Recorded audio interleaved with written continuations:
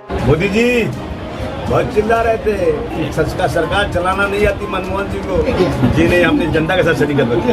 मोदी के तलवे चाटती है। और अखिलेश यादव का काम मैं गिनाऊंगा ना तो अभी आप कलेजा फट जाएगा बहुत सारे लोगों का। मैं कहूँगा ये देश सेकुलर है, इस देश में ये बात नहीं कहना चाहिए। देश please subscribe and share SWA news.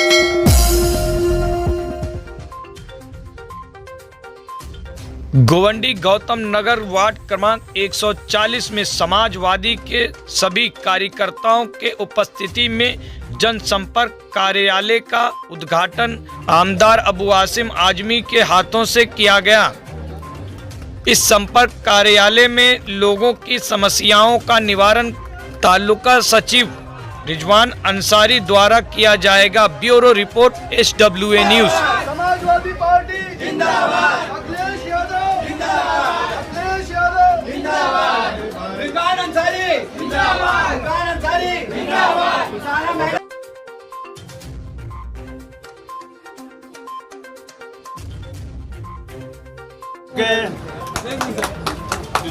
भाई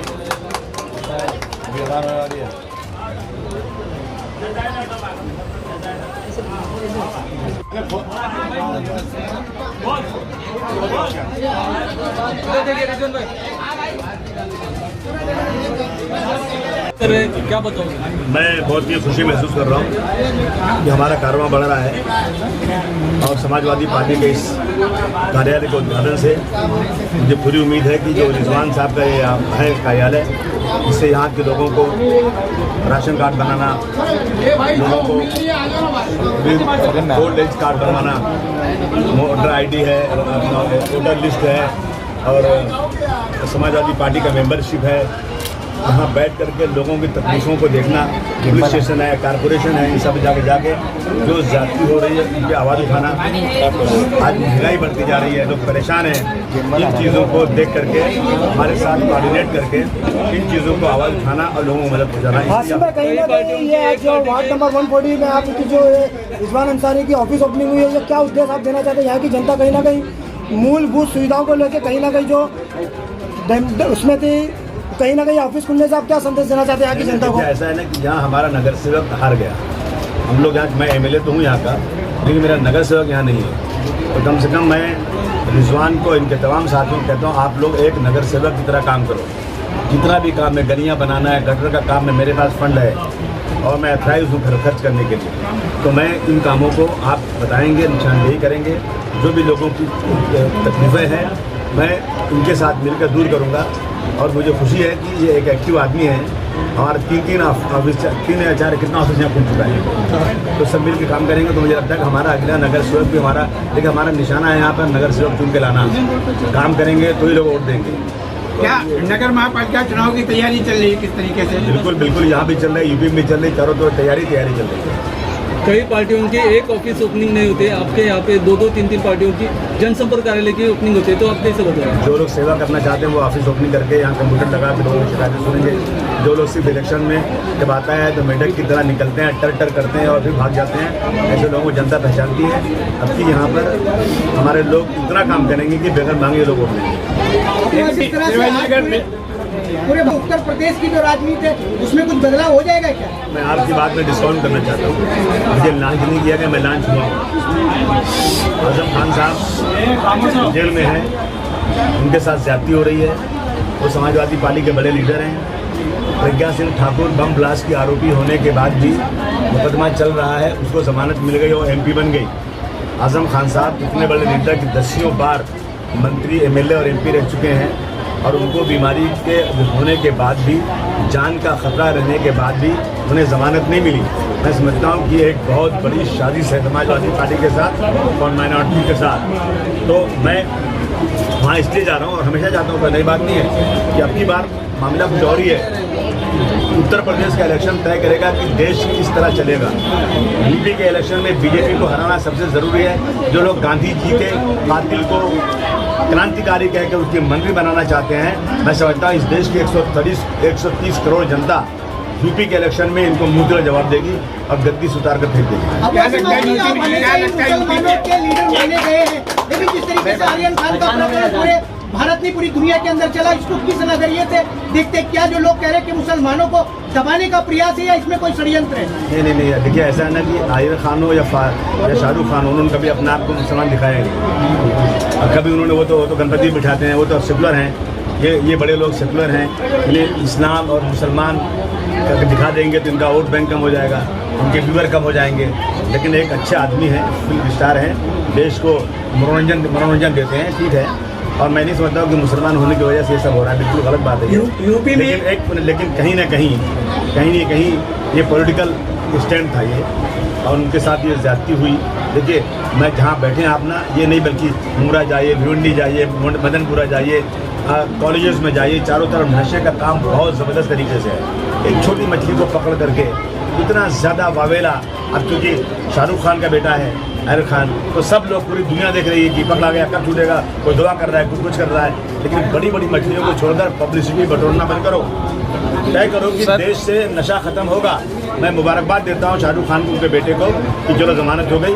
अब उन्होंने क्या गलती किया, क्या नहीं किया, वो कोर्ट तय करेगा। सर, मुद्रा कोर्ट पे जो पकड़ा गया ड्रग्स का, उस पर कोई कार्रवाई नहीं हो रही है, उसका क्या आप कार्रवाई? उसमें कोई फिल्म एक्ट्रेस का, फिल्म एक्टर का नाम ला दो, कार्रवाई जबरदस्त हो जाएगी। क्या लगता है उसके ऊपर क्यों नहीं कार्रवाई हो रही? कार्रवाई इसलिए नहीं रही, कोई मामूली आदमी होगा, मीडिया वाले उसको उठा नहीं रहे होंगे, इसलिए नहीं हो रही। या कहीं ना कहीं मीडिया उठा रही, लेकिन कहीं ना कहीं मीडिया की वजह से नहीं हो पा रहा। बीजेपी का दबाव होगा, कोई बीजेपी का चमचा होगा, वहाँ से दबाव आ रहा मत करो, तो इंसाफ कहाँ हो रहा है? इसको भी पॉलिटिकल स्टंट की वजह से दबाया जा रहा है। बिल्कुल ऐसे हो रहा होगा। महाराष्ट्र में चुनाव जो चल रहा है वो क्या सही है क्या? महाराष्ट्र में क्या, पूरे देश में चल रहा है? महाराष्ट्र में कम चल रहा है, यूपी में ज़्यादा चल रहा है। और त्रिपुरा में क्या हो रहा है, देखिए आप क्या हो रहा है। शर्म आना चाहिए मोदी जी और अमित शाह जी, आपको चुल्लू भर पानी में डूब मरना चाहिए। आप देखिए पाकिस्तान के अंदर वहाँ की माइनॉरिटी के ऊपर जुल्म हुआ, उनकी मंदिर तोड़ी गई, तो पाकिस्तान की कोर्ट ने फैसला किया कि कितना मिलियन रुपया इनसे वसूलो और इन सबको जेल भेजो। इमरान खान को कोर्ट का ऑर्डर आया और कहा जितनी भी मंदिर बनाना चाहते हैं कोई रोक नहीं सकता। बांग्लादेश के अंदर माइनॉरिटी के साथ जुल्म किया, वहाँ की मेजॉरिटी ने, वहाँ की प्रधानमंत्री ने कहा कि सबको जेल भेजो और फाइन भरो इसके ऊपर। मोदी जी, यहाँ की माइनॉरिटी का आपको ख्याल नहीं है? आप माइनॉरिटी, वो दो दूसरे मुल्कों में माइनॉरिटी है जो यहाँ आना चाहती है, उनके लिए रेड कार्पेट बिछा रहे हो, और यहाँ की माइनॉरिटी को जो कत्लेआम हो रहा है, उसका जुल्म हो रहा है, जो त्रिपुरा में हो रहा है, उसका हिसाब कौन देगा? मुझे उम्मीद है कि भारतवर्ष की जनता अब की बार 2022 में इनको उखाड़ कर फेंक देगी यूपी से, और 2024 में देश से उखाड़ कर फेंक देगी। क्या बनेगी? आ गई इंशाल्लाह, 2022 में बटन दबाओ, चलिए आ जाएगी। कि बटन दबा दो और समाजवादी आ जाएगी, क्या इतना इजी सपना आपने कैसे देख लिया कि आपने भी कोई बटन के साथ सेटिंग कर रखी है क्या? जी नहीं, हमने जनता के साथ सेटिंग कर रखी है। जनता परेशान हो चुकी है। आपको पता है 300 रुपया का सिलेंडर, 1000 से ऊपर, 70 रुपया का पेट्रोल, 115 रुपया। मोदी जी बहुत चिल्ला रहे थे कि सरकार चलाना नहीं आती मनमोहन सिंह को। 70 रुपया, इतना महंगा पेट्रोल। अब जरा जबान तो खोलो।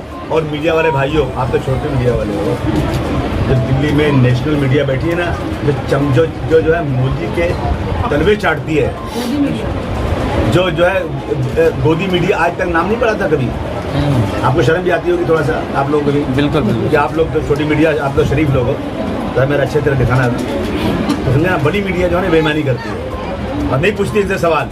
2 करोड़ लोगों को हर साल नौकरी देंगे, पूरी 40 बड़ी कंपनियां बिक जाए, नौकरी कहाँ से देंगे? कि माइनॉरिटी को आगे नहीं बढ़ने दिया जाता यूपी में।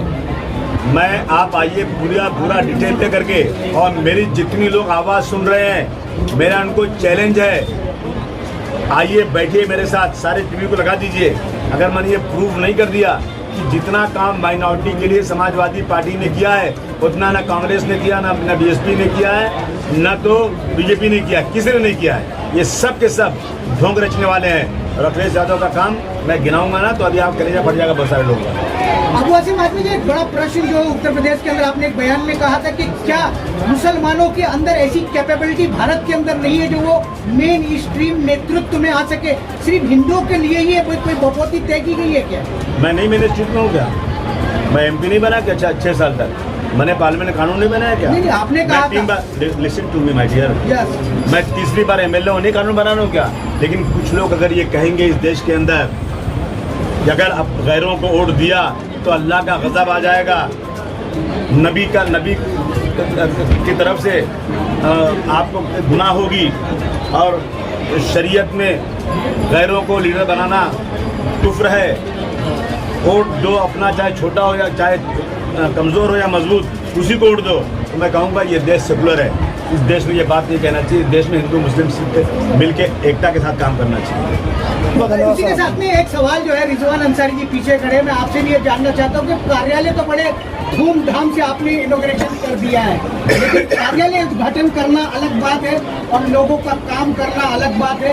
सारे ही लोग दावे तो करते हैं कि मैं जनहित का काम करूंगा, लेकिन जिनको जनहित की ABCD का भी पता नहीं है, आप क्योंकि आप बेकरी लाइन को बिलोंग करते हैं, तो जनहित को कैसे फॉलो करेंगे?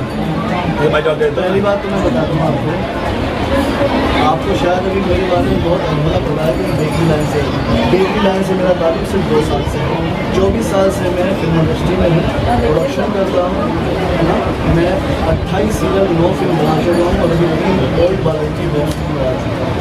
तीसरी बात, 15 साल से मैं साहब जानते हुए एज ए चीफ गेस्ट 15 साल पहले मैंने एक सोशल प्रोग्राम में आए थे। मैं काम करता आ रहा हूँ, यहाँ पे तीसरी बात यह है कि अगर मैंने ये ऑफिस खोला तो सिर्फ यही वजह नहीं कि हम चुनाव न लड़ेंगे, साहब जिसको भी टिकट देंगे वो काम उस कैंडिडेट का है, समाजवादी का है, बॉस का है। यहाँ सारे हर वो काम होते हैं, होंगे। वोटर ID जैसे सब साहब ने बताया, चाहे वजह 3 उसके अलावा हमारा मुद्दा ये है कि हम इस बार 7 सीट में से 5 सीट हमारी नगर सेवक समाजवादी की है। इस बार हम 7 की 7 सीट समाजवादी की आएंगे नगर सेवक की। हमारा मुद्दा सिर्फ रिजवान में एक अलग सा सवाल भी मैं पूछ लेता हूँ, क्योंकि आप भी बिजनौरी और मैं भी बिजनौरी। बिजनौर वालों ने आजकल जो है BJP को सपोर्ट देना ज़्यादा पसंद कर रखा है, लेकिन रिजवान अंसारी अकेला बिजनौरी है जो समाजवादी को सपोर्ट कर रहा है।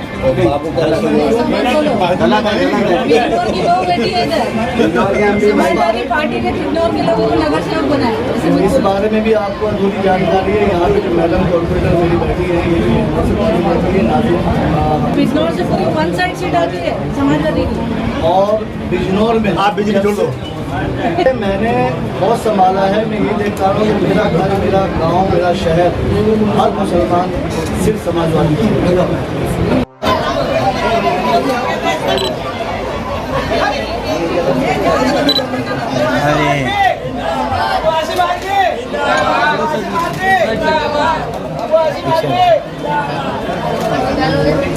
भाई थोड़ा साइड दे हो जाओ, थोड़ा साइड हो जाओ आप लोग। ये सबकी आंखों में नजर थी, वो कायद, वो हमारा रहनुमा हमारे दरमियान रिजवान अंसारी साहब थे, हमारे कायद।